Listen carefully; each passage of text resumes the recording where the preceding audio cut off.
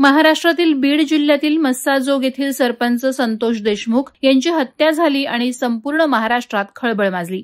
ही घटना ताजी असतानाच उरण तालुक्यातील पागोटे येथे असाच एक प्रकार घडल्याची माहिती समोर आली आहे। या घटनेनं जनतेच्या सेवेसाठी 24 तास उपलब्ध असलेल्या सरपंचाच्या सुरक्षेचा मुद्दा पुन्हा एकदा ऐरणीवर आलाय।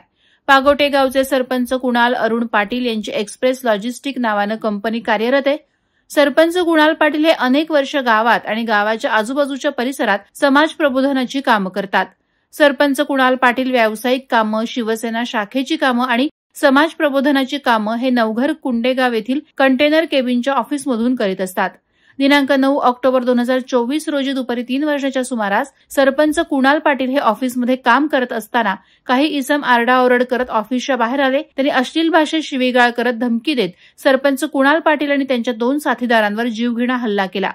अत्यंत भयानक असा हा हल्ला होता। जीवे ठार मारण्यासाठी आलेल्या इसमाने लाथाबुक्क्यांनी मारहाण केली। बंदुके आणि तलवारही त्यांनी सोबत आणल्याचे आरोप कुणाल पाटील यांनी केले आहेत। मात्र सीसीटीव्ही कॅमेरा असल्यामुळे सदर इसमांनी आपली हत्यारं लपवली आणि कॅमेरे पाहताच आरोपींनी तिथून लगेच पळ काढला।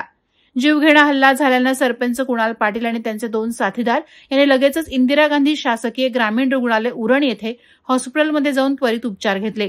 मात्र यावेळी सरपंच कुणाल पाटील आणि त्यांचे 2 साथीदार ऋषिकेश म्हात्रे आणि आकाश म्हात्रे हे सीसीटीव्हीमुळे थोडक्यात बचावले।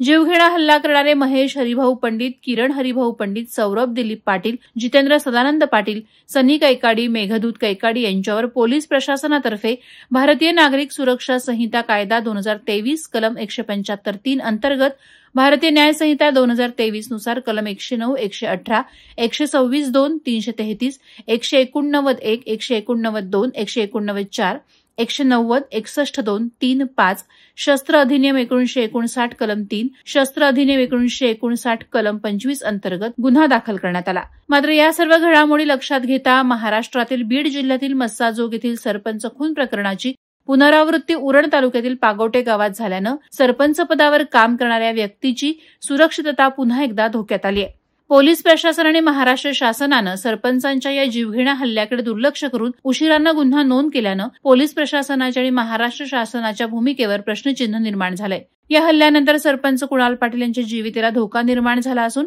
स्वतःच्या सुरक्षेसाठी आणि हत्येच्या इराद्यानं आलेल्या संबंधित इसमावर कठोरात कठोर कारवाई करून त्यांना अटक व्हावी अशी मागणी पागोटे ग्रामपंचायतचे सरपंच कुणाल पाटील यांनी पागोटे येथे पत्रकार परिषदेत केली आहे।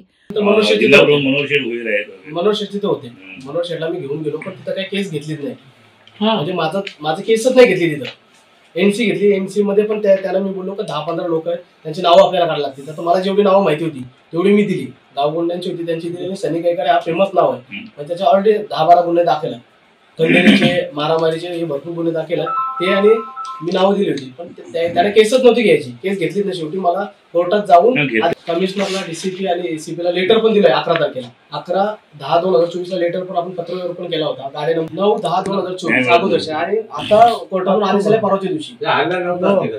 हल्ला माझा 9-10 तारखेला झाला। अरे बापरे, तुम्ही बोलताय बीडचा हल्ला आता झालाय, म्हणजे त्याला ओपन झालाय ना, आता बघायला पाहिजे त्याच्याहून आता पोलीस त्याच्यावर काहीतरी पोलिसांनी दक्ष त्याच्यावर त्याचा तोच कामधंदे, त्याचा कामधंदे म्हणजे मी सरपंच झाल्यापासून म्हणजे मला कामं भेटली, तो राग हारला, तो त्याची थोडी बदनामी झाली हल्ल्यामुळं, आणि तेच राग त्याचे धंदे मला भेटायला पण राग म्हणजे तू पण घे, मी पण घेईन, धंदे आहेत, आज तुझे उद्या माझे आहेत। पोलिसांनी पण थोडा गंभीर लक्ष द्यायला पाहिजे। प्लस कसं सरपंच आहे ना, सरपंच गावात पोलिसांनी उलट याच्यावरती अधिक महत्व आहे, लक्ष द्यायला पाहिजे। काल मी त्यांना भेटलो, ते तिथे फिरतात गावात, आम्ही गावात व्हॅन पाठवून गावातून न्या तुम्ही त्यांना पुण्यामध्ये। अवसर ते केसच नव्हतं घेत, केसच नाही घेतली, केस ती ताई आता कलम चेंज झाले 2023 प्रमाणे 307 होता, 109 आता 109 आहे, 109 झाले, म्हणजे त्यांना डायरेक्ट अटक करणं होत आहे 3 दिवसात। वॉरंट निघला तरी आरोपी सिनियर पाशी बसून येत आहेत। मीटिंग होते, काल मीटिंग होती आरोपीची, वॉरंट निघलेला आहे तरी मीटिंग तिथं सिनियर जवळ आरोपी बसलेला आहे, मीटिंग करून आला आरोपी तिथं सिनियरच्या कॅबिन मध्ये। वादळवारा लाईव्हसाठी न्यूज ब्युरो उरण। नवी मुंबई व रायगड जिल्ह्यातील ताज्या बातम्या आणि घडामोडींसाठी सबस्क्राईब करा वादळवारा लाईव्ह चॅनल आणि दाबा बेल आयकॉन।